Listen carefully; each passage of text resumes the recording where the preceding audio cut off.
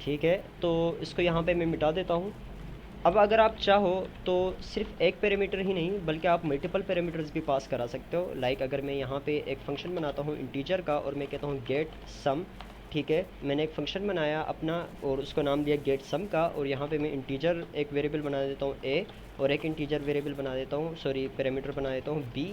तो ये दो पैरामीटर्स आपके पास बन गए हैं, और ये जो रिटर्न करेगा एक इंटीजर रिटर्न करेगा, जैसे मैंने इस फंक्शन की डेटा टाइप इंटीजर रखी है, और ये रिटर्न करेगा a प्लस बी। तो इस तरीके से मैं कैलकुलेशन भी कर सकता हूँ। लेकिन यहाँ पे और पिछले एग्जांपल्स में डिफरेंस ये आया कि यहाँ पे मैं यूज़ कर रहा हूँ मल्टीपल पैरामीटर्स। ठीक है, बजाय एक के मैं दो पैरामीटर्स यूज़ कर रहा हूँ बाय सेपरेटिंग बाय कोमा। तो इसका तरीका भी सिंपल है। अगर आपको कहीं पे भी इसको कॉल करवाना है तो फॉर एग्जांपल जो भी रिटर्न होगा उसको मैं सी आउट कराना चाह रहा हूँ इस फंक्शन का, तो गेट सम, और यहाँ पे मैंने दो पैरामीटर्स दो आर्गूमेंट्स इसको देने हैं, यानी 2,4। तो उसका जो भी सम होगा वो हमें उसका रिटर्न करके ये दे देगा। यानी हमने गेट सम को कॉल किया, 2 और 4 उसको पास किया, 2 जाके ए में स्टोर हो जाएगा, 4 जाके बी में स्टोर हो जाएगा, और ये फंक्शन रिटर्न करेगा a प्लस बी यानी 2 प्लस 4। तो ये आपका 6 रिटर्न करके दे देगा क्योंकि इसकी डेटा टाइप इंटीजर है, और जो भी ये रिटर्न करके देगा वो आपकी स्क्रीन के ऊपर सी आउट हो जाएगा। तो अगर मैं इसको यहाँ पे रन करता हूँ तो रन करने के बाद यहाँ पे मेरे स्क्रीन के ऊपर 6 लिखा हुआ आ गया। तो ये यूज़ होता है फंक्शंस का, आप मल्टीपल पैरामीटर्स उसको पास करा सकते हैं। अगर यहाँ पे मैं लिखता हूँ वैल्यूज़ चेंज करके लिखता हूँ, मेरे को कोड चेंज करने की ज़रूरत नहीं पड़ी, कोड मेरा डायनेमिक है, मैं मल्टीपल वैल्यूज़ दे सकता हूँ, अलग अलग वैल्यूज़ दे सकता हूँ, और अलग अलग वैल्यूज़ पे ये अलग अलग आंसर्स देगा। यानी 6 प्लस 3 जो है वो आपका 9 हो गया, 2 प्लस 4 जो है आपका वो 6 हो गया। तो इस तरीके से आप मल्टीपल पैरामीटर्स भी पास करा सकते हैं, जितने आप चाहें उसको पास करा सकते हैं। ठीक है, अब इसमें एक और चीज़ आ जाती है डिफ़ॉल्ट पैरामीटर की। यानी फॉर एग्जांपल अगर मैं यहाँ पे इसको मिटा देता हूँ, ये मल्टीपल पैरामीटर सिर्फ दो नहीं बल्कि 3 4 5 जितने आप चाहें उतने कर सकते हैं। ठीक है, मैं इसको मिटा देता हूँ। यहाँ पे मैं एक फ़ंक्शन बनाता हूँ और उसको मैं कहता हूँ कि ये जो फंक्शन है ये क्या करेगा, गेट फुल नेम। ठीक है, अगेन मैं गेट फुल नेम बनाता हूँ, स्ट्रिंग करता हूँ एफ नेम यानी फर्स्ट नेम, और एक और पैरामीटर बनाता हूँ स्ट्रिंग का एल नेम कर देता हूँ यानी लास्ट नेम।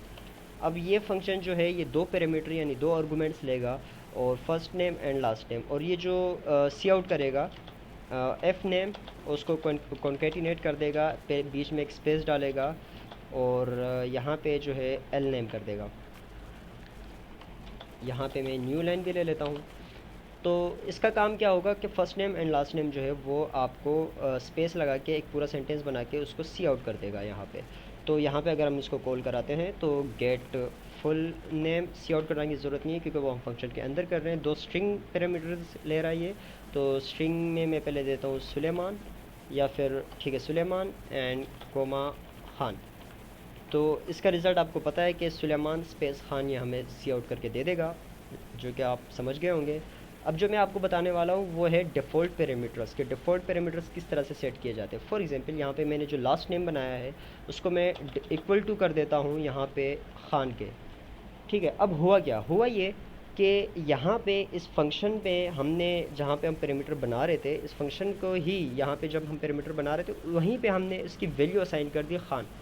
तो इससे क्या होगा, इससे ये होगा कि अगर कोई वैल्यू पास हुई है यहाँ पे तो वो वैल्यू जो है वो एल में स्टोर हो जाएगी और प्रिंट हो जाएगी, जैसे कि इस केस में हो रहा है। ठीक है, इसको मैं चेंज कर देता हूँ, सुलेमान ज़ई कर देता हूँ।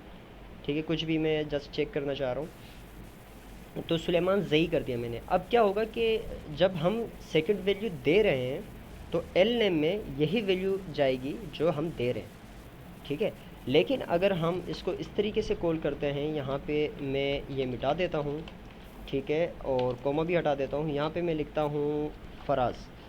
अब यहाँ पे हमने क्या किया कि जस्ट इस फंक्शन को एक ही पैरामीटर एक ही आर्गूमेंट दिया। तो एक आर्गूमेंट जब हमने दिया तो इस केस में कोई भी एरर नहीं देगा।